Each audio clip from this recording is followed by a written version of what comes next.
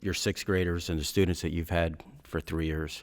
Take a moment and speak to them, and let them know how you feel and how it's been to be with them for the school year, and some of the impact that they might have had on you that maybe they don't know about.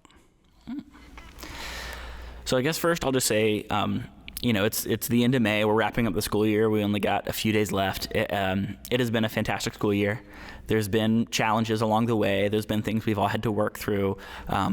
But learning through that, the frustration and working through that frustration, I have learned a lot from it. I hope you've learned a lot from it too. I think what I want my students to know is that, like, they are a big, important part of my life.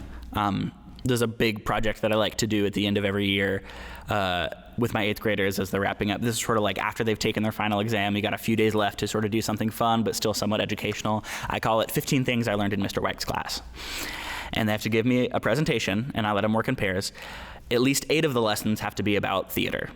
But the other ones can be about anything. They can be random fun facts that I've talked about when I get distracted in class. They could be life lessons. A lot of them do things that they learned about me.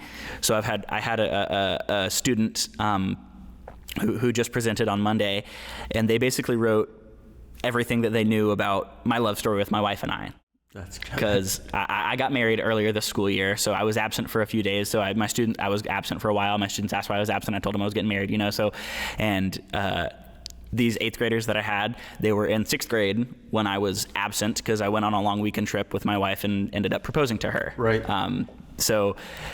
These are things that I sort of mention offhand in class. We talk about how was your weekend, and I mentioned this and that. And it is really, really comforting to know that, like, it was something that stuck with them. It wasn't just like an offhand conversation, right.